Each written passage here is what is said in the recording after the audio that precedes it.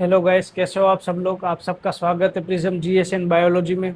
और जो आज के हमारा टॉपिक है 18 अगस्त के, उस पे हम डिस्कस करने वाले हैं सभी द हिंदू के इम्पोर्टेंट आर्टिकल्स पे। ठीक है, तो उस पे आज हम बात करेंगे। तो आज हमारे पास तीन टॉपिक है। एक टॉपिक है हमारा एनवायरनमेंट इकोलॉजी से जुड़ा हुआ है, ठीक है, जहाँ पे हम ग्रीन इंडिया मिशन ऑडिट की बात करेंगे। वहाँ पे जो ऑडिट हुआ ग्रीन इंडिया मिशन पे, तो उसमें क्या क्या इम्पेक्ट है। फिर जो सुप्रीम कोर्ट ने एक मैंडेट दिया कि ब्लैक मनी का यूज़ किस तरीके से इलेक्शन में हो रहा है, और जो साइंस और टेक्नोलॉजी की हम बात करने वाले हैं। देखिए यहाँ पे क्या है कि जो हमारा डिकेड में हमारा टारगेट था 1.4 मिलियन हेक्टर्स अचीव करना, ठीक है, वो हमने अभी रियलिटी ये है कि हमने 0.11 मिलियन हेक्टर्स ही अचीव किए हुए हैं। तो जो बेरली 4% होता है जो फॉरेस्ट कवर एक्सपेंशन का, जो हमें अचीव करने का हमारा टारगेट था।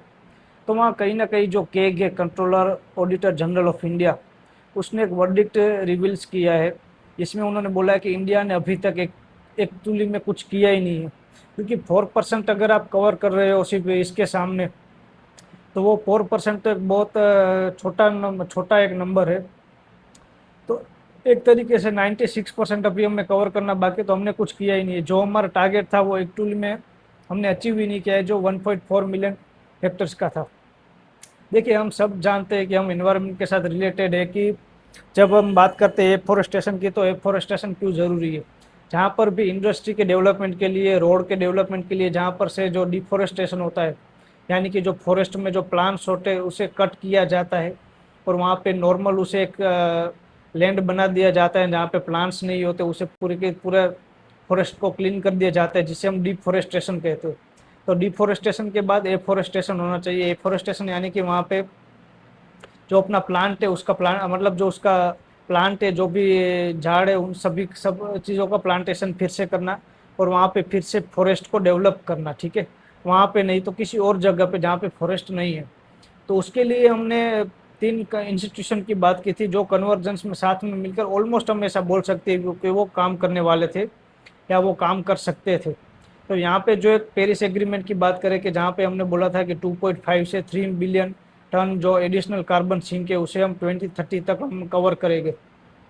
देखिए यहाँ पे कार्बन सिंक कवर करने की बात क्यों हो रही है, क्योंकि हम सब जानते हैं कि जो प्लांट है वो कार्बन का यूज़ करता है और वो अपना प्रोडक्ट बनाता है। जो एक नॉर्मल, अगर हम सबको पता है, तो हम फोटोसिंथेसिस की बात करें, तो फोटोसिंथेसिस में वो कार्बन का यूज़ करता है, सनलाइट का यूज़ करता है, वाटर का यूज़ करता है, और जो ग्लूकोज बनाता है, जो कार्बोहाइड्रेट बनाता है, उसका वो एज ए फूड यूज़ करता है, ठीक है। तो वो कार्बन का यूटिलाइजेशन करता है। अगर एनवायरनमेंट में एक्स्ट्रा कार्बन है तो उसका वो यूटिलाइजेशन कर लेगा, जिसकी वजह से कार्बन सिंक वो कम करेगा। और कार्बन सिंक कम होने की वजह से जो ग्लोबल वार्मिंग है वो कम होगी। क्योंकि ग्लोबल वार्मिंग की हमें वजह पता है कि जब भी कार्बन होता है, ठीक है, कार्बन और जो दूसरे कुछ एक दो वायु है वो अगर होते हैं अपने एनवायरनमेंट में, तो वो क्या करते हैं कि जो अपनी जो गर्मी होती है उस गर्मी को वो क्या करते हैं कि कम। जैसे कि मैं आपको एक यहाँ पे स्लाइड एड करके बता देता हूँ कि ग्लोबल वार्मिंग किस तरीके से होती है। देखिए यहाँ पे जो दिन का टाइम होता है, डे का टाइम, जहाँ पे सनलाइट आती है, ठीक है, यहाँ पे सनलाइट आई कि किसी भी लैंड पे, ठीक है, या फिर किसी भी एनवायरनमेंट में अगर हम बात करें, तो वहाँ पे उसने हीट दी, और उसके बाद जैसे ही नाइट होती है, रात होती है, ठीक है, तो वहाँ पे सन चला जाता है, तो वहाँ से सनलाइट चली जाती है, तो जो हीट होती है, जो गर्मी होती है, वो कम होने लगती है। बट जैसे ही कार्बन का एक पूरा लेयर, मान लो कि ये अगर कोई सॉइल है या लैंड है, तो वहाँ पे ऐसा पूरा अगर कार्बन का लेयर यहाँ पे हुआ है, ठीक है, तो जो हीट है, ठीक है, उस हीट को वो बाहर जाने नहीं देगी, एज अ कवर वो यूज होगी। जिसकी वजह से क्या होगा कि इस पर्टिकुलर एरिया में जो होगा वो वार्मिंग वार्मिंग यानी कि गर्म होना, ठीक है। और ग्लोबल होता है तो उसे हम बोलते हैं ग्लोबल वार्मिंग। ग्लोबल वार्मिंग यानी कि जो किसी भी जगह है उसे ज़्यादा गर्म करना, क्योंकि वहाँ पे कार्बन का पूरा एक लेयर आ चुका है, जिसकी वजह से वहाँ पे जो गर्मी है वो बाहर नहीं निकल पा रही है पूरे उस एनवायरनमेंट से, और वहाँ पे ग्लोबल वार्मिंग जैसी चीज़ें हो रही है कि आपको रात में भी वहाँ पे गर्मी जैसी लग रही है या फिर हीट वेव जैसी चीज़ें लग रही है। तो ऐसी जो भी सिचुएशन होती है उसे ग्लोबल वार्मिंग कहते हैं। तो ग्लोबल वार्मिंग कार्बन और दूसरे कई ऐसे जो हमारे चीज़ें वहाँ पे चल रही है उसकी वजह से होती है। तो यहाँ पे अगर अगर हमारा फॉरेस्टेशन अच्छा होता है, जो हमारा फॉरेस्ट कवर है वो अगर अच्छा है हमारा फॉरेस्ट कवर, तो वो क्या करेगा, फॉरेस्ट कवर में जो प्रेजेंट है प्लांट, वो प्लांट कार्बन का यूटिलाइजेशन कर लेगी, उसे उसका यूज़ करेगी अपने फूड बनाने के लिए, ठीक है। जिससे जो कार्बन का सिंक है वो कार्बन का सिंक कम होता जाएगा और ग्लोबल वार्मिंग जैसी जो सिचुएशन है वो कम होती जाएगी। तो इसी की यहाँ पे बात करिए जो पेरिस एग्रीमेंट में हमने बोला था। दूसरी जो कंपेंसेटरी एफोरेस्टेशन फंड की बात हम कर रहे हैं, कि मान लो कि कहीं पे इंडस्ट्री की वजह से या फिर रोड निकलने की वजह से वहाँ पे कहीं से फॉरेस्ट को हमने डिफोरेस्टेशन कर दिया, जो फॉरेस्ट को हमने क्लीन कर दिया और वहाँ पे नॉर्मल लैंड कर दी, तो दूसरी जगह पे एफोरेस्टेशन करना है, दूसरी जगह पे प्लांटेशन करना है, ऐसी यहाँ पे बात हुई थी, पर वो भी हमने नहीं किया। ना ही हमने पेरिस एग्रीमेंट के तहत उसे ध्यान रख के ना प्लांटेशन किया, ना एफोरेस्टेशन किया, और ना मनरेगा में जो वीबीजी राम जी है कि जहाँ पे हमने लेबर रखे थे जो कि लैंड रिस्टोरेशन करेंगे। लैंड रिस्टोरेशन मतलब कि वहाँ पे प्लांटेशन करना है, क्योंकि लैंड जो प्लांट होता है वो सॉइल को साथ में रखता है, जिसकी वजह से वहाँ पे कई ज़्यादा हमें बेनिफिट होते हैं, ठीक है। तो वो चीज़ें हमें लैंड रिस्टोरेशन करनी थी, तो वो भी नहीं की। तो तीनों के तीनों जो अपने तीनों के तीनों जो इंस्टीट्यूट है वहाँ पे जो उन्हें काम दिया गया था वो किसी ने भी काम नहीं किया, तो वहाँ पे पूरी तरीके से वो फेलर है, ठीक है। तो इसी की यहाँ पे बात हो रही है। तो जो हमें एक्चुअल में देखिए यहाँ पे प्लांटिंग और फॉरेस्टिंग उस दोनों में डिफरेंस है, ठीक है। टोटल ग्रीन कवर हमारा क्या है यहाँ पे डाटा के अकॉर्डिंग, उसमें से tree outside the forest, forest के बाहर ट्री ज़्यादा है पर फॉरेस्ट में ही ट्री कम है। तो जिसकी वजह से वहाँ पे जो हमारे फ्लोरा और फोना हो गए, ठीक है, वहाँ पे उसे भी फ्लोरा यानी कि प्लांट, फ्लोरा की वजह से यहाँ पे फोना भी नहीं होगे। देखिए यहाँ पे कार्बन सिंक कम हो जाए, जो हमने बात की ग्लोबल वार्मिंग की सिचुएशन ज़्यादा हो जाएगी। सॉइल रिस्टोरेशन कम होगा, एनवायरनमेंट में कार्बन ज़्यादा होगा। होना यानी कि जो एनिमल है जिसके वो हैबिटेशन है, ठीक है। हैबिटेशन मतलब कि जो एनिमल है वो उस पर डिपेंड करना है, जो पूरी फूड साइकिल है, ठीक है। जो अपनी पूरी फूड साइकिल चलती है वो एक प्लांट पे डिपेंड है, क्योंकि जहाँ पे वो हर्बीवोर्स है, वो प्लांट से के पत्ते और प्लांट को खा के वो जिंदा रहते हैं, फिर हर्बीवोर को खा के यहाँ पे कार्निवोर चलते हैं, ठीक है। तो यहाँ पर भी प्राइमरी होते हैं, फिर सेकेंडरी होते हैं, ऐसी चीज़ चलती है। फिर यहाँ पे डिकम्पोजर आते हैं, तो वो जो पूरी की पूरी मतलब हम बोल सकते हैं किसी भी एरिया की जो फूड चेन है वो फूड चेन पूरी की पूरी डिस्टर्ब हो जाती है। तो वो भी एक अगर ऑल ओवर हम बात करें तो हमारे लिए नुकसान ही है, क्योंकि वो फूड पूरी की पूरी फूड चेन मतलब डिस्टर्ब हो जाएगी। तो हमारे लिए फोना यानी कि एनिमल और यहाँ फ्लोरा यानी कि जो प्लांट है वो दोनों हमारे लिए इम्पोर्टेंट है। उसके बीच में ये बैलेंस होना चाहिए, क्योंकि पूरे के पूरे अगर हम इकोसिस्टम की बात करें तो यहाँ पे flora fauna micro organisms environment सभी का जो साथ में चलता है उसे हम इकोसिस्टम बोलते हैं, और उन सभी के बीच बैलेंस होना जरूरी है पूरे के पूरी एनवायरनमेंट को अगर हमें अच्छे से रखना है तो, ठीक है। दूसरी अगर हम बात करें, देखिए प्लांटेशन और इकोलॉजिकल रिस्टोरेशन में फ़र्क है। मान लो कि हम प्लांटेशन कर रहे हैं, तो प्लांटेशन का एक लिमिट तक हम प्लांटेशन करेंगे, एक जगह पे करेंगे। बट अगर हम इकोलॉजिकल रिस्टोरेशन करते हैं तो जहाँ पे बायोडाइवर्सिटी की मैंने बात की, फ्लोरा फोना की, वाटर सिक्वेस्ट्रेशन की बात की, हैबिटेट रिवाइवल की बात की। हैबिटेट रिवाइवल मतलब कि एक प्लांट कहीं पे है तो वहाँ पे जो एक बर्ड होगा वो अपना वहाँ पे घर बनाएगा, फिर जो अपनी चिटिया होगी वहाँ पे रहेगी, जो भी दूसरे इंसेक्ट होंगे वो वहाँ पे रहेंगे। कोई अपना जो हर्बीवोर है उस पर डिपेंडेंट रहेगा खाने के लिए। अगर मान लो कि वहाँ से डिफोरेस्टेशन हो जाए, प्लांट वहाँ से चले जाए, तो जो मान लो कि डियर है या कोई ऐसा हर्बीवोर है जो उस पर डिपेंडेंट था वो भी अपना मतलब माइग्रेशन कर लेगा, क्योंकि उसको भी खाने के लिए कुछ चाहिए। अगर वहाँ पे हर्बीवोर नहीं रहेंगे तो जो कार्निवोर है वो भी अपना माइग्रेशन कर लेगा, क्योंकि वो हर्बीवोर पे डिपेंडेंट है उसके ऐसे फूड। तो वहाँ पर से जो पूरा एक इकोलॉजी है, एक बायोडाइवर्सिटी है, वो वहाँ से डिस्टर्ब हो जाएगा, पूरे का पूरा एक इकोसिस्टम वहाँ पे डिस्टर्ब हो जाएगा। तो उस इको सिस्टम को सस्टेन करने के लिए हमें पूरी के पूरे तरीके से जो इकोलॉजिकल रिस्टोरेशन है वो करना है। और वहाँ पे इकोलॉजिकल रिस्टोरेशन के लिए अलग अलग चीज़ें, बायोडाइवर्सिटी यानी कि अलग अलग तरह के प्लांट्स जो नेचुरली किसी फॉरेस्ट में होते हैं वो चीज़ें होती है। ऐसा नहीं कि हमने मान लो कि प्लांटेशन की और हमने नीम का पेड़ रखा तो हम सभी जगह पे नीम का ही पेड़ रखेंगे, नहीं।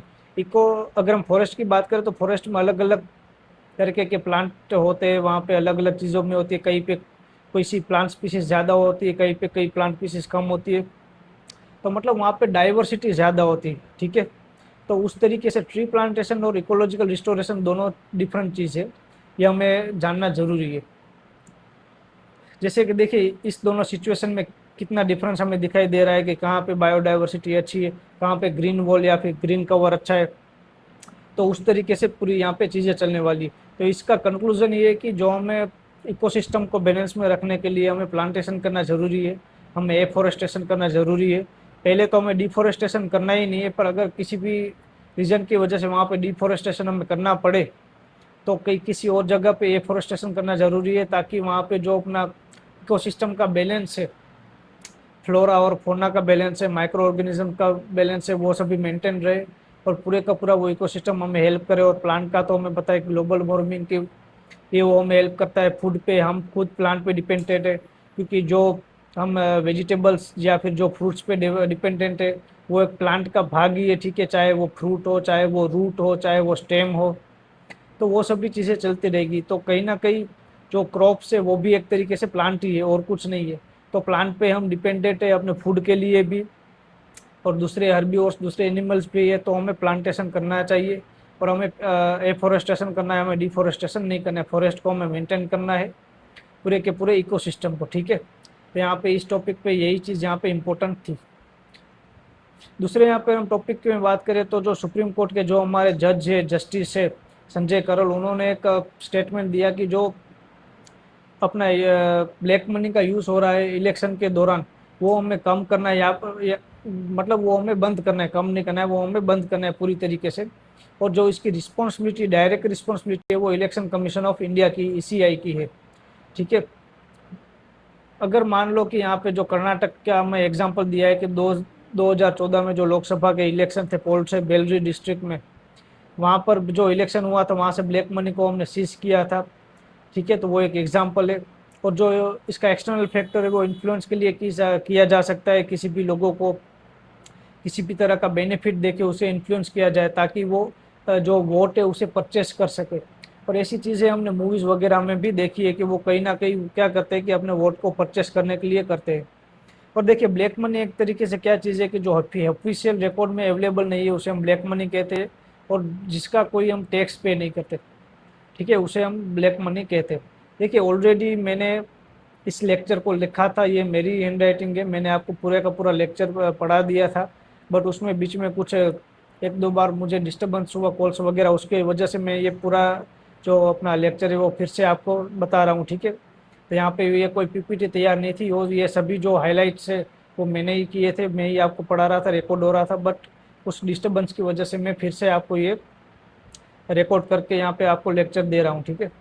तो यही चीज़ यहाँ पे अगर मान लो कि ब्लैक मनी यानी कि कोई ऑफिशियल रिकॉर्ड में नहीं है, किसी के पास मान लो कि 10 करोड़ रुपए है और ऑफिशियली गवर्नमेंट को या फिर किसी स्टेट में नहीं है कि इसके पास ऑफिशियली इसके पास पैसा है, तो वो भी है।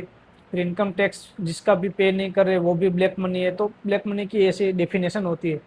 हमने कुछ मूवीज है जैसे कि रेड मूवी है, रेड जो हमने अजय देवगन की रेड मूवी, यहाँ पर हमने देखा है कि वो किस तरीके से रेड करते और ब्लैक मनी को सीज करते।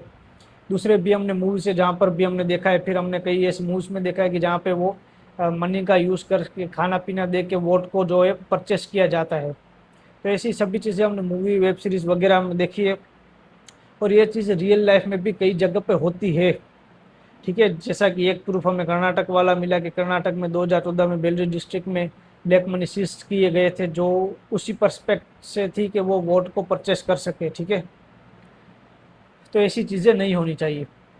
तो देखिए उसका पूरा एक टाइमलाइन या फिर हम बोले प्रोसेस यहाँ पे हमें मेंशन है कि पहले पैसे को सीज किया, फिर 24 आवर्स में 24 घंटे में हमें डिस्ट्रिक्ट मजिस्ट्रेट और कोर्ट के समक्ष उसे लाना है, ठीक है। और जिस पर्सन को हमने पैसे के साथ गिरफ्तार किया है या फिर पकड़ा है, वो उसका रिटर्न फॉर्म में होगा कि वो उसका नाम क्या है, वो पैसे कहाँ से लेके आया, कहाँ पे लेने वाला था, उसका यूटिलाइजेशन कहाँ है, उसके पास इतने पैसे कहाँ है, वो सभी यहाँ पे चीज़ें चलती रहती है। फिर वहाँ पे एक इन्वेस्टिगेशन ऑफिसर को हम वहाँ पे करते हैं, ठीक है, जॉब पे लगाते हैं। और इन्वेस्टिगेशन जो ऑफिसर है वो 1 साल की उसकी पास लिमिट होती है, उसे पूरे 1 साल में उसका इन्वेस्टिगेशन करना है, और जो सभी रिपोर्ट है वो इलेक्शन कमीशन ऑफ इंडिया को प्रोवाइड करनी है, ठीक है। अगर वहाँ पे लोकसभा में प्रॉब्लम होती है, तो अगर मान लो कि लोकल बॉडीज़ के इलेक्शन में कोई प्रॉब्लम होगी, तो उसे जो रिपोर्ट देनी है वो वहाँ पे स्टेट मतलब इलेक्शन कमीशन जो अपना स्टेट का होता है उसे वहाँ पे प्रोवाइड करनी है। क्योंकि एमपी और एमएलए, देखिए यहाँ पे अगर शायद आपको पता ना हो तो मैं आपको बता दूं, जो अपना एमपी होती है मेंबर ऑफ पार्लियामेंट, ठीक है।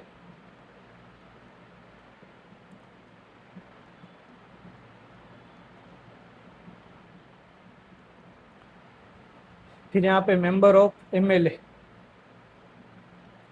लेजिस्लेटिव असेंबली,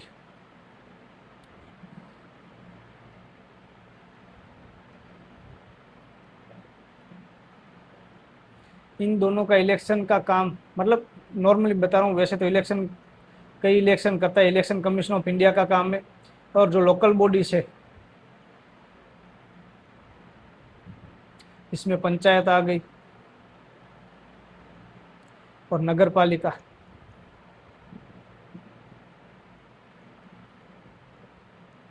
इसका काम इलेक्शन कमीशन ऑफ स्टेट के, जो भी पर्टिकुलर स्टेट होगा उसका, ठीक है, स्टेट के इलेक्शन कमीशन जो होते हैं ना, उसका काम है इसका मैनेजमेंट, मतलब उसका मैनेजमेंट करना और इस इलेक्शन को कंडक्ट करना, स्टेट इलेक्शन कमीशन का। Generally election commission of India तो दूसरे भी जो प्रेसिडेंट के इलेक्शन है और दूसरे जो भी इलेक्शन है उसे भी कन्वर्ट मतलब कराते हैं, कंडक्ट करवाते हैं, राज्यसभा के इलेक्शन है वगैरह। बट नॉर्मली अगर एमपी एमएल और लोकल बॉडीज की हम बात करें तो इस तरीके से चलता है, ठीक है। तो यहाँ पे वो इलेक्शन कमीशन ऑफ इंडिया को रिपोर्ट करेंगे और क्वार्टरली भी वो अपना प्रोग्रेस बताते रहेंगे कि उसने किस तरीके से क्या प्रोग्रेस किया है, उसका इन्वेस्टिगेशन में 4-4 महीने के दौरान उसे क्या क्या प्रोग्रेस मिलते जा रहे हैं, 3-3 महीने के, ठीक है। और पूरी आखिर में 1 साल के बाद वो अपना रिपोर्ट देगा, जो रिपोर्ट एफिडेविट के साथ उसने नवंबर 18 को दी थी, वहाँ पर हमने ये भी एक टाइमलाइन हमें बताया हुआ है। तो यहीं यहाँ पर एक छोटा सा टॉपिक था कि जो वहाँ पे ब्लैक मनी का यूज़ हो रहा था इलेक्शन में कहीं में भी, तो उसमें एक सुप्रीम कोर्ट ने अपनी एक बात बोली थी। तो देखिए, जो भी सुप्रीम कोर्ट एक बात बताता है या कोई स्टेटमेंट देता है तो वो हमारे लिए इम्पोर्टेंट है, वो कहीं ना कहीं एग्जाम में हमारे लिए मतलब इम्पोर्टेंट है और उसे हम कहीं मेंशन भी कर सकते हैं, क्योंकि वो सुप्रीम कोर्ट का है या फिर हाई कोर्ट का है तो उसे हम मेंशन भी कर सकते हैं ऐसे वगैरह में, या किसी क्वेश्चन में अगर उससे रिलेटेड कोई बात हो तो, या फिर हमारा कोई टॉपिक हो तो, ठीक है।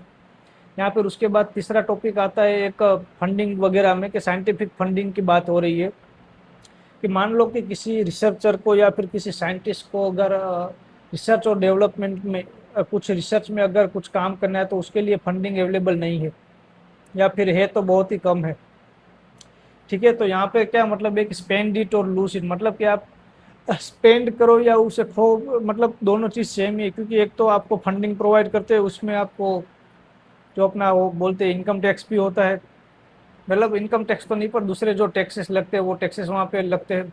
तो कहीं ना कहीं किसी भी पर्सन के लिए अगर उसे रिसर्च करनी है, ठीक है, तो उसके लिए वहाँ पे एक प्रॉब्लमेटिक चीज़ है। तो यहाँ पे एक वही है कि लैब जो हमारी है, लेबोरेटरीज, वो एडवांस नहीं है, इतनी फैसिलिटीज़ नहीं है कि जो ग्लोबल स्टैंडर्ड को हम मैच कर सके, ठीक है। फिर हमारे पास जो इंस्ट्रूमेंट चाहिए वो इंस्ट्रूमेंट इतने अच्छे नहीं है, जैसे कि माइक्रोस्कोप, क्रोमेटोग्राफी, मतलब ये तो नॉर्मल इंस्ट्रूमेंट की मैं बात कर रहा हूँ। पर वहाँ पे बहुत बड़े बड़े इतने इंस्ट्रूमेंट और मशीनरीज है कि जो हमारे रिसर्च और डेवलपमेंट के लिए अलग अलग फील्ड में जो रिसर्च डेवलपमेंट है वहाँ पे अलग अलग कई इंस्ट्रूमेंट हमें ज़रूरी है, जो हमारे पास कई अवेलेबल नहीं है, ठीक है। फिर जो हमारे अगर बात करें तो वहाँ पे फंड्स अवेलेबल नहीं है, या फिर अगर लेबोरेटरीज या फंड्स का मतलब अगर लेबोरेटरीज अवेलेबल भी है तो उसका स्टैंडर्ड ग्लोबल नहीं है। मतलब कि अगर आपके पास इंस्ट्रूमेंट है, अगर वो इंस्ट्रूमेंट अच्छा नहीं होगा और आपको एक अच्छा मतलब रिजल्ट प्रोवाइड नहीं करेगा, तो आप किस तरीके से उस रिसर्च को मतलब बोल सकते हैं कि वो आपकी रिसर्च अच्छी हुई, या फिर उसका जो आपका रिजल्ट है वो अच्छा हुआ, या फिर रिजल्ट डिजायरेबल रिजल्ट आपको मिला। क्योंकि कहीं ना कहीं देखिए, हम सबको पता है कि रिसर्च का कोई स्पेसिफिक टाइमलाइन नहीं होता। कुछ रिसर्च ऐसे होते हैं कि जो 2-3 साल में होते हैं और कुछ रिसर्च ऐसे होते हैं कि जो 10 साल में भी होते हैं। और एक इम्पोर्टेंट रिसर्च इंडिया ने किया भी है जो हम सबको पता है, ठीक है। वो रिसर्च हमने कब किया था, कि जो हमने वैक्सीन बनवाई थी कोरोना के दौरान, इंडिया ने ही अपनी खुद की वैक्सीन बनाई थी। तो इंडिया ने ऐसे रिसर्च किए भी है। बट और भी अगर हमें रिसर्च करना है अलग अलग फील्ड में, जैसे कि मेडिकल साइंस में हो गए, एग्रीकल्चर में हो गए, डिफेंस में हो गए, तो हमें फंडिंग की ज़रूरत है।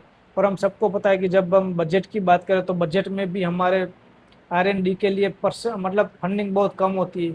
ये तो मैंने नॉर्मली 2% बोले, बट कंपेरेटिव अगर हम बात भी करें तो फंडिंग बहुत कम हमें प्रोवाइड की जाती है। तो अगर हम R&D, रिसर्च एंड डेवलपमेंट के ऊपर अगर गवर्नमेंट हमें फंडिंग नहीं देगी, और ना ही हमें उस लेबोरेटरी की फैसिलिटीज है वो ग्लोबल स्टैंडर्ड के साथ होगी, ना ही हमें जो इंस्ट्रूमेंट मिलेंगे उसका स्टैंडर्ड होगा वो ग्लोबल स्टैंडर्ड से मैच करेगा, तो किस तरीके से हम रिसर्च और डेवलपमेंट में आगे बढ़ पाएंगे। ठीक है, देखिए, centralise academic intelligence, heavy state dependence, rigid budgeting, installation and global competition. अगर ग्लोबल कंपटीशन के सामने हमें टिके रहना है, जैसे कि हमारे कई इंस्टीट्यूट है, जैसे कि इसरो है, DRDO है, जो डिफेंस के इंस्ट्रूमेंट या फिर मशीनरीज बनाती है, इसरो है जो हमारे स्पेस से रिलेटेड जो भी चीज़ें बनाती है, तो वहाँ पर अगर हम आगे बढ़ेंगे, जैसे कि हमने एक मूवी देखी है मंगलम, मिशन मंगल। ठीक है, तो मिशन मंगल में भी हमने थोड़ा बहुत देखा है वहाँ पे। ठीक है, वो मूवी है, वहाँ पे सब कुछ चीज़ें स्पेसिफाई नहीं होती, बट अगर हम थोड़ा भी देखें तो वहाँ पर भी हमें बताया गया है कि उनके लिए भी जो चंद्रयान जो मिशन था, उसके लिए भी उनके पास प्रॉपर फंडिंग नहीं थी। बट एक मिशन उनका तभी नहीं करने वाला था, उसकी वजह से जो उन्हें जो फंडिंग प्रोवाइड की गई थी वो फंडिंग का उन्होंने यूटिलाइजेशन किया, और जो दूसरे एक मिशन के लिए उनके जो पास जो उनके मटेरियल्स पड़े थे उस मटेरियल का भी उन्होंने यूटिलाइजेशन किया। तो इस तरीके से मूवीज में दिखाया गया है। तो वहाँ पे कंक्लूजन ये है कि जो हमारे रिसर्च एंड डेवलपमेंट के लिए फंडिंग्स जो है वो गवर्नमेंट अभी इतना प्रोवाइड नहीं कर पा रहा है। इसकी वजह से R&D में इंडिया अभी भी पीछे है, और कई कई जगह पे अगर थोड़ा बहुत फंडिंग है तो वहाँ पे कुछ ना कुछ ऐसे टैक्सेस वगैरह वगैरह लग रहे हैं, जिसकी वजह से भी प्रॉब्लम है। तो यहाँ पे बात ये होती है कि जब हम IPL की बात करें, इंडियन प्रीमियर लीग की बात करें, हम मूवीज़ वगैरह में बात करें कि जहाँ पे बिलियंस या फिर मिलियंस में उनकी जो इनकम होती है, तो वहाँ पे क्या कितना उतना टैक्स लगता है? क्या वहाँ पे कोई ऐसी टीम है जो IPL की ट्रॉफी जीतती है, वहाँ पे उन्हें कुछ अमाउंट के पैसे मिलते हैं, तो क्या वहाँ पे टैक्स लगता है? वहाँ पे जो पूरे की पूरी IPL चलती है, जितनी एडवर्टाइजमेंट होती है, जितनी फैसिलिटीज प्लेयर्स को प्रोवाइड की जाती है, तो ऐसी जगह पे जहाँ पे इतनी जो अपनी जो फैसिलिटीज प्रोवाइड की जा रही है, जो कि एक एंटरटेनमेंट के लिए है, जो 1-2 महीने चलती है, तो वहाँ पे कुछ इतने टैक्सेस नहीं है, वहाँ पे इतना रिस्ट्रिक्शन नहीं है, वहाँ पे इतना हेल्प कर रही है यहाँ पे जो चीज़ें मिल रही है गवर्नमेंट की तरफ से भी। ठीक है, फिर यहाँ पे कई मूवीज़ वगैरह है कि जो थिएटर में आ रही है और अच्छे खासे उसको रिटर्न्स मिल रहे हैं, अच्छे खासे उसकी कमाई हो रही है, तो वहाँ पर भी कितने टैक्सेस है। तो ये सभी चीज़ें भी चलती है कि जो एंटरटेनमेंट के साधन है, जहाँ पे एंटरटेनमेंट सिर्फ हो रहा है, उसमें इतने टैक्सेस नहीं है, उसमें गवर्नमेंट अगर कहीं ना कहीं कुछ हेल्प नहीं कर रही है, तो कुछ इतना रिस्ट्रिक्शन भी नहीं डाल रही है, तो क्या R&D जैसे जगह पे कि जहाँ पे अगर आपको एक्चुअल में ज़रूर है कि आप कुछ चीज़ें टैक्स फ्री कर दे, कुछ जगह पे आप फंडिंग ज़्यादा दे, कुछ जगह पे आप बजट में उसका जो आवंटन है वो कुछ ज़्यादा करे, जिसकी वजह से रिसर्चर को, साइंटिस्ट को एक हेल्प मिले, एक बूस्ट मिले अपने करने के लिए, अपने लेबोरेटरीज को, अपनी जो इंस्टीट्यूशन है उसको, मतलब वो ग्लोबल स्टैंडर्ड के मैच कर सके, जिसके बाद वो अच्छे से रिसर्च करे और हमारे देश के लिए कुछ हमें बना के दे, कुछ हमें प्रोवाइड करे। जो कि कोविड के टाइम पे हमें मिली थी, हमने एक वैक्सीन जो भी हमने डेवलप की थी इंडिया ने, जो कि एक अच्छी बात थी। इंडिया का जो रिस्पेक्ट थी, जो रेपुटेशन था, वो ग्लोबली वहाँ पे अच्छा हो गया था, बढ़ गया था, क्योंकि हमने एक इम्पोर्टेंट टाइम पे हमने वैक्सीन को डेवलप किया था। तो ऐसी कई जगह पे करनी चाहिए, और इंडिया के पास इतने अच्छे रिसर्चर और साइंटिस्ट भी है कि जो आपको अलग अलग मेडिकल है, एग्रीकल्चर है, डिफेंस है, स्पेस है, वहाँ पे आपको वो डेवलपमेंट, रिसर्च और डेवलपमेंट करके दे, बट उनके लिए उन्हें आपको फंडिंग और फैसिलिटीज़ प्रोवाइड करनी पड़ेगी। ठीक है, क्योंकि जो रिसर्च का टाइम है वो कोई स्पेसिफिक टाइमलाइन नहीं होता, उसके लिए आपको 2 साल भी लग सकते हैं और 10 साल भी लग सकते हैं। ठीक है, तो इस तरीके से यहाँ पे बातें चल रही है। यही बात है, taxing less to attract the international talent. अगर इंटरनेशनल टैलेंट को भी आपको अट्रैक्ट करना है तो वहाँ पे टैक्सिंग आप लेस कीजिए।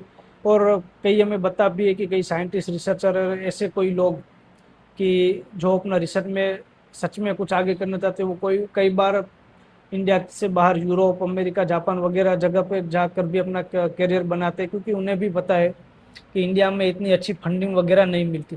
तो अगर हमें ऐसे अच्छे ब्रिलियंट ब्रांड को भी अगर हमें अपनी कंट्री में रखना है, तो कहीं ना कहीं हमें उन्हें कुछ ना कुछ फैसिलिटीज़ तो प्रोवाइड करनी ही पड़ेगी।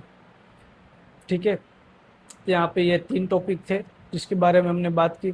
देखिए, एक रिजिड सिलोस और प्रोसेस फेटिज्म की बात की, जहाँ पे फंडिंग वगैरह की हमने बात की। फिर हमने इंस्टीट्यूशनल अकाउंटेबिलिटी की बात की, जो सुप्रीम कोर्ट ने बोला कि भाई इलेक्शन कमीशन ऑफ इंडिया की अकाउंटेबिलिटी है कि भाई आपको ध्यान रखना चाहिए ब्लैक मनी वगैरह का। फिर मैट्रिक ऑब्सेशन और इम्पैक्ट की बात की, ठीक है, तो जहाँ पे हमने बात की थी हैबिटेट रिवाइवल, मतलब जो फॉरेस्ट वगैरह की बात की थी। तो इन तीनों टॉपिक के ऊपर आज हमने बात की है। बॉटम टेक का वे क्या है कि good policy intent in consistently defeated by the archaic administrative framework, effective governance require moving from centralise control to agile impact driven. तो आज के अगर हम तीनों टॉपिक की बात करें तो कहीं ना कहीं तीनों टॉपिक में हमें जो पॉलिसीज तो दिख रही है कि जो गवर्नमेंट कोई पॉलिसी बना रहा है वो पॉलिसीज तो है हमारे पास, बट उसका जो एडमिनिस्ट्रेटिव इम्पैक्ट है, ठीक है, वो यहाँ पे दिखाई नहीं दे रहा है हमें।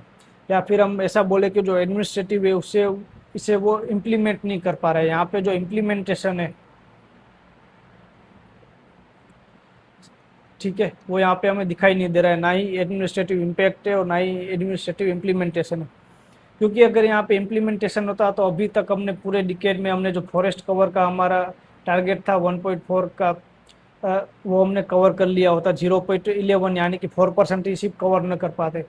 अगर यहाँ पे इम्प्लीमेंटेशन जैसी चीज़ें होती तो शायद कहीं ना कहीं ब्लैक मनी जैसी चीज़ें इलेक्शन में नहीं आती। इलेक्शन कमीशन ऑफ इंडिया यहाँ पे थोड़ा और रिस्ट्रिक्ट हो सकता है और ज़्यादा सतर्क होकर काम कर सकता है।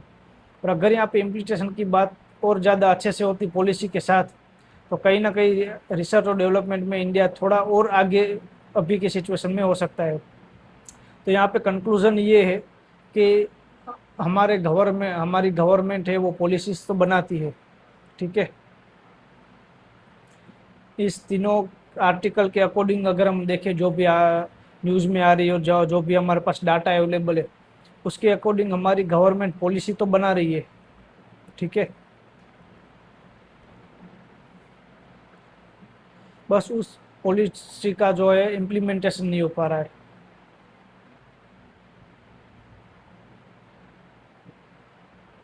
या फिर उसका इम्प्लीमेंटेशन एडमिनिस्ट्रेटिव से नहीं हो रहा है,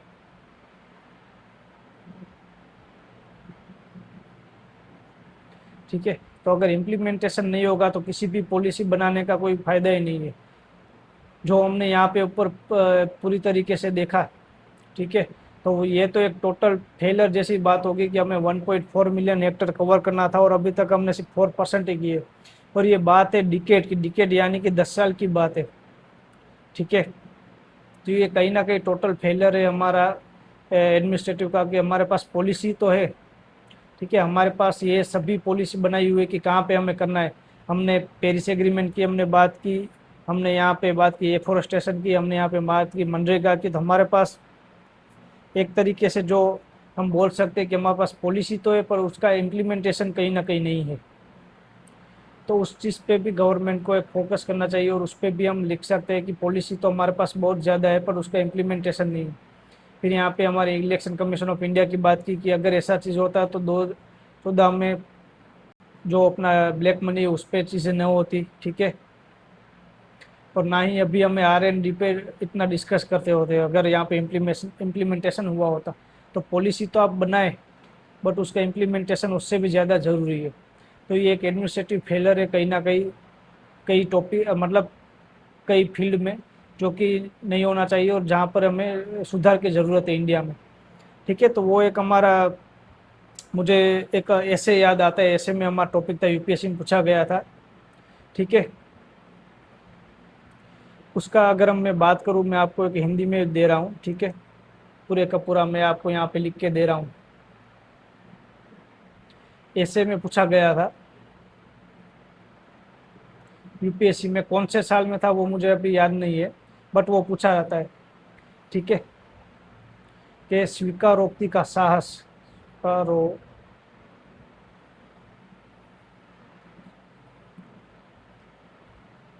का साहस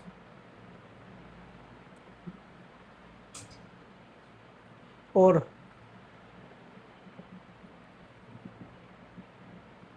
सुधार करने की नीति, सफलता के दो मंत्र।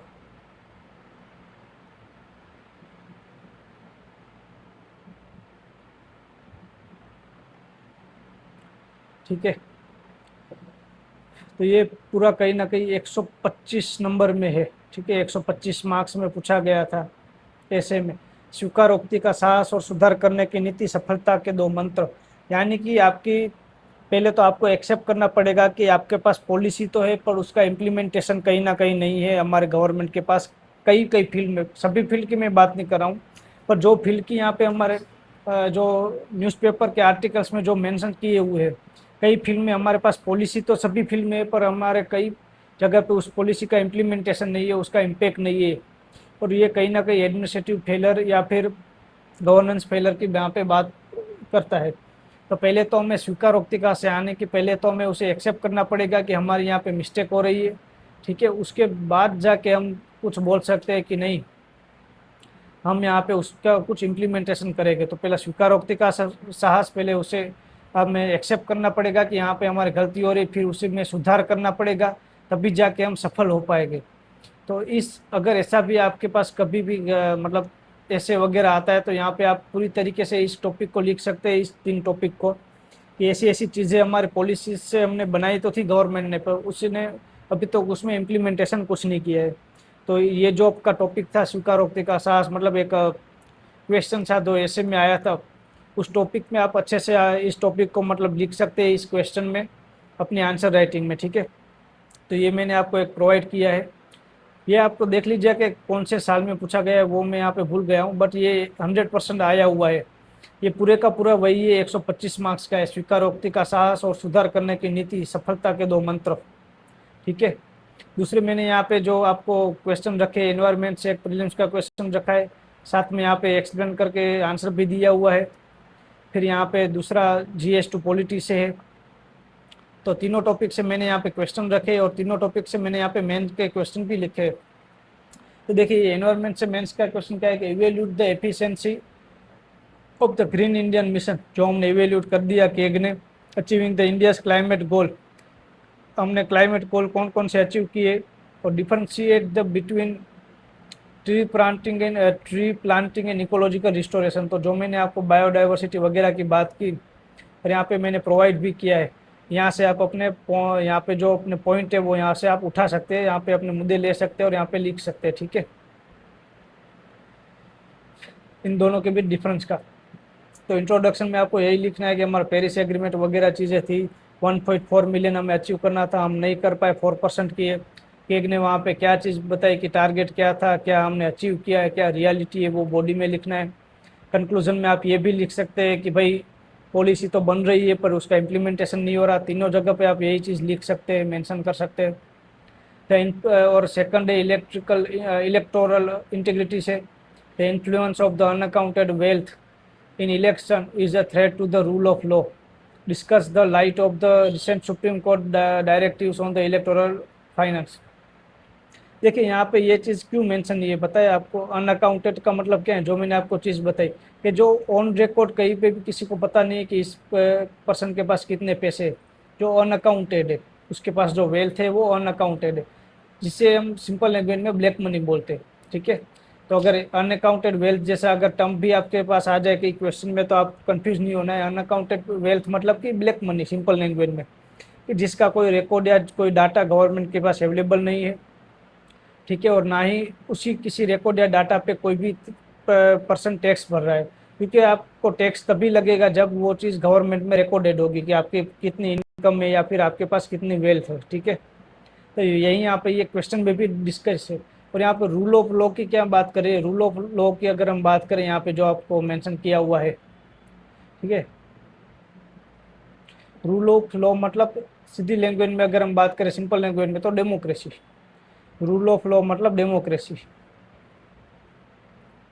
ठीक है। और अनअकाउंटेड वेल्थ यानी कि black money. The influence of unaccounted wealth in election is the threat to the rule of law, discussed in the light of the recent Supreme Court directive on the electoral finance.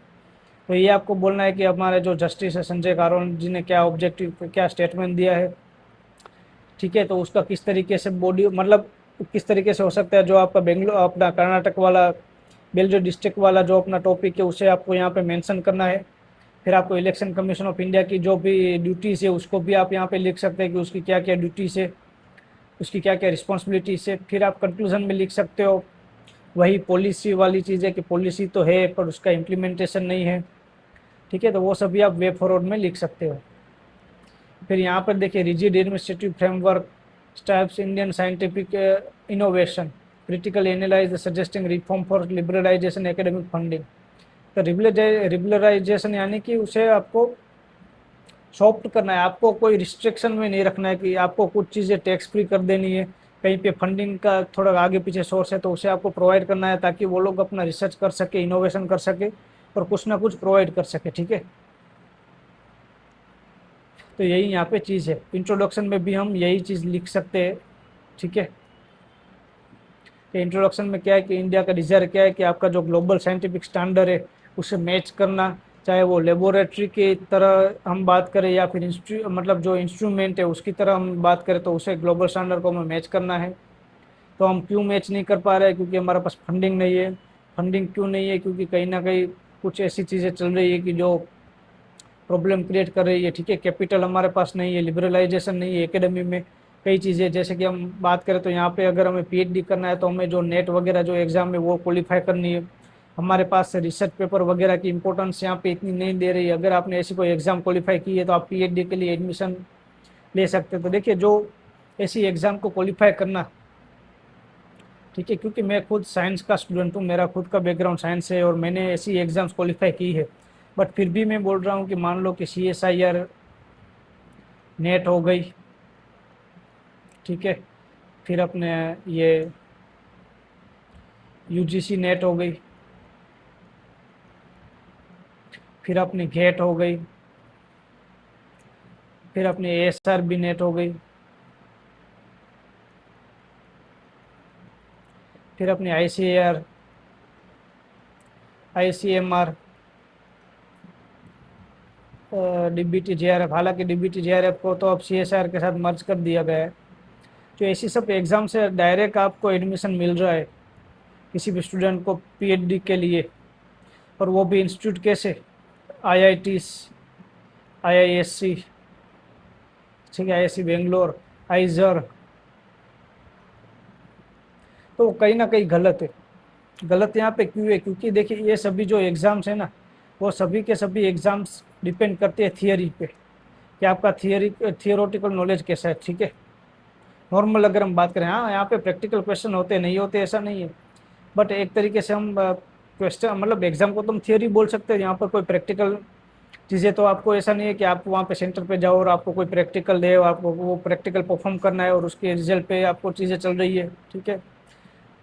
तो वो direct अगर आप theory के base पे अगर आपको PhD में admission मिल रहा है IIT IISc आइजर जैसे टॉप इंस्टीट्यूट में, तो वो कहीं ना कहीं दिक्कत है। वहाँ पे आपको प्रैक्टिकल नॉलेज भी होना चाहिए, ठीक है। आपके पास रिसर्च पेपर होने चाहिए, ठीक है, आपके पास रिव्यू पेपर होने चाहिए, आपके पास रिसर्च प्रपोजल होने चाहिए, कि आपके पास एक पूरा विजन क्लियर है। जो चीज़ें भी नहीं है तो कहीं ना कहीं ये भी एक एकेडमिक फेलर है कि आप कहीं ना कहीं ऐसे एग्जाम से डायरेक्ट उन्हें वहाँ पे एडमिशन दे रहे हो PhD के लिए, जहाँ पे उन्हें पूरे के पूरा रिसर्च करना है PhD में। और रिसर्च इसलिए नहीं करना है कि उन्हें सिर्फ थीसिस लिखनी है, रिसर्च एक्चुअल में उनको इसलिए करना है कि उस रिसर्च से उनको कुछ इनोवेशन मिले और वो इनोवेशन अपने कंट्री के लिए और पूरे के पूरी मतलब सोसाइटी के लिए वो कहीं ना कहीं हेल्पफुल हो। तो अगर आपको ऐसा रिसर्च करना है तो कहीं ना कहीं आपके पास थियोरिटिकल नॉलेज तो चाहिए, उसके साथ आपको प्रैक्टिकल नॉलेज भी चाहिए। तो यहाँ पे प्रैक्टिकल नॉलेज को साइडलाइन थोड़ा कर दिया जा रहा है, यहाँ पे रिसर्च पेपर रिव्यू पेपर नहीं देख रहे। यहाँ पे कई कैंडिडेट के पास अगर रिसर्च प्रपोजल भी नहीं है, ठीक है, और ऐसी कोई एग्जाम में अगर वो टॉप में आ रहे हैं तो डायरेक्ट उन्हें एडमिशन मिल रहा है। रिसर्च प्रपोजल का मतलब है कि आपके पास एक विजन क्लियर है कि आपको रिसर्च क्या करना है, आपके पास एक टॉपिक है कि मुझे इस फील्ड में इस टॉपिक पे रिसर्च करना है और मुझे इसमें आगे बढ़ना है, और मेरा ये क्लियर विजन है कि इसमें रिसर्च करना है, इसमें इस तरीके से मुझे टाइम लगेगा, इतना टाइम लगेगा, इतना मुझे बजट चाहिए, इतने मुझे इंस्ट्रूमेंट चाहिए। तो उस अकॉर्डिंग आप अपने इंस्टीट्यूट में अप्लाई कर सकते हो। तो ऐसा यहाँ पे इंडिया में कम है, तो कहीं ना कहीं आप इस सभी चीज़ को भी यहाँ पे मेंशन कर सकते हो बॉडी में कि कहीं ना कहीं थियोरेटिकल नॉलेज में भी इंडिया में अभी थोड़ा ज़्यादा प्रायोरिटी दी जा रही है, जिसकी वजह से कि अगर आपके पास प्रैक्टिकल नॉलेज नहीं है तो इम्पोर्टेंट नहीं है। देखिए यहाँ पे जो दूसरे कंट्रीज़ है, अगर हम मेजरली बात करें जैसे कि यूरोप की अगर हम बात करें, यूएस की बात करें, जापान की बात करें, चाइना हो गई, मेन में कंट्री की बात करूँ ऑस्ट्रेलिया हो गई, ठीक है। वो सब क्या करते हैं कि वो रिसर्च, अगर आपको पीएचडी में एडमिशन लेना है वहाँ के स्टूडेंट के तौर पे, तो आपके पास पर्टिकुलर रिसर्च पेपर होने चाहिए, आपके पास रिव्यू पेपर होने चाहिए, ठीक है। आपके पास वहाँ पे रिसर्च प्रपोजल होना चाहिए। ऐसा नहीं कि आप कोई भी एग्ज़ाम वहाँ पे क्लियर कर लो और वो आप चले जाओ वहाँ पे एडमिशन लेने के लिए। तो वहाँ पे ऐसी कोई सच्चा एग्ज़ाम नहीं है नेशनल लेवल की या स्टेट लेवल की, ठीक है, कि जो नेशनल या फिर स्टेट लेवल के आपने कोई भी एग्ज़ाम क्लियर कर ली और आपको डायरेक्ट यहाँ पे एडमिशन मिल जाएगा पीएचडी के लिए। वहाँ पे वो आपका प्रैक्टिकल नॉलेज देखते कि एक्चुअल में आपके पास, आप जब पोस्ट ग्रेजुएशन कर रहे थे आपके पास रिसर्च पेपर है कि नहीं है, क्या आपके पास रिव्यू पेपर है कि नहीं है, क्या आपने प्रैक्टिकल में आपने कुछ एमएससी वगैरह में आपने थीसिस लिखी है कि नहीं लिखी, आपने डिसर्टेशन किया हुआ है कि नहीं किया, ठीक है। रिसर्च पेपर है तो कौन कौन सी जर्नल में है, किस टॉपिक पे है, आपने किसका काम किया है, फिर आपके पास रिसर्च प्रपोजल है कि नहीं है, कि आपके पास विजन क्लियर है कि नहीं है, कि आपको कहाँ पे काम करना है। तो एक ये भी यहाँ पे टॉपिक आप लिख सकते हैं कि ये एकेडमिक फेलियर है, जो एक एकेडमिक जो एक पूरा फ्रेमवर्क होना चाहिए, वो फ्रेमवर्क में भी कहीं ना कहीं इंडिया में प्रॉब्लम है कि आप डायरेक्ट ऐसी किसी एग्जाम्स में आपको क्वालिफाई कर ले, और वो भी एग्ज़ाम कैसी है, वो एग्ज़ाम एमसीक्यू के बेस पे रहे, ठीक है। तो एमसीक्यू के बेस पर क्या है, कई लोगों ने मान लो कि कोई तुक्का भी लगा लिया, ठीक है, और उसके अगर 6 क्वेश्चन सही हो गए और मान लो कि वो मेरिट में आ गया, कट ऑफ में आ गया, तो उसका एडमिशन हो जाएगा। और जो एक्चुअल में कैंडिडेट है कि जिसके पास मान लो कि एक्चुअल में नॉलेज है, मान लो कि एक कैंडिडेट है ए, ठीक है, और एक कैंडिडेट है बी। ए के पास एक्चुअल में नॉलेज है, ठीक है, उसके पास बोले तो हम बोले कि वो इंटेलिजेंस है, और यहाँ पे ये है कि वो एक हम बोल सकते हैं कि एक एवरेज स्टूडेंट है, ठीक है। और अगर यहाँ पे एमसीक्यू बेस्ड एग्ज़ाम है, मान लो कि उसके कोई 2 क्वेश्चन गलत हो गए किसी भी वजह से, ठीक है, और यहाँ पे उसके 6 क्वेश्चन सही हो गए तुक्का मारने की वजह से, आपने ऐसे ही मतलब ABCD करके कोई भी सिलेक्ट कर दिया ऑप्शन, ठीक है, और आपको सही हो गए, और इसको अगर एडमिशन मिल गया, ठीक है, और इसको अगर एडमिशन नहीं मिला,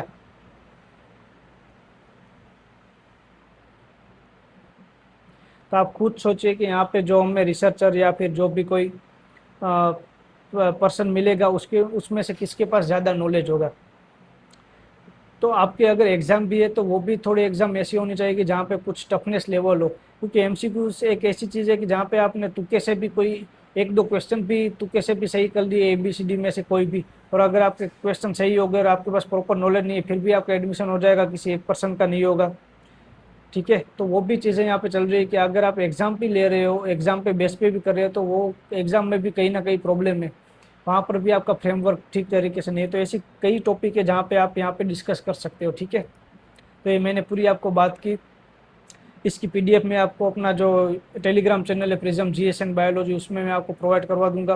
बाकी मैं आपको यहाँ पे प्रीलिम के क्वेश्चन और मेंस के क्वेश्चन यहाँ पे मैं आपको दे रहा हूँ, तो आप उसमें जाके प्रैक्टिस कर सकते हैं और अपने एग्जाम को बूस्ट दे सकते हैं, ठीक है। तो जुड़े रहिए prism GS and biology YouTube channel के साथ हमारे।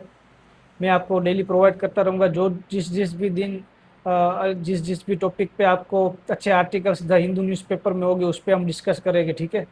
यहाँ पे सिर्फ एडिटोरियल या ओपिनियन की बात नहीं है, ओपिनियन पेज या फिर एडिटोरियल पेज की, यहाँ पे जो भी आर्टिकल्स अच्छे होंगे वहाँ पे उस पर हम डिस्कस करेंगे, ताकि फिर भले ही वो छोटा सा टॉपिक भी क्यों ना हो, ठीक है।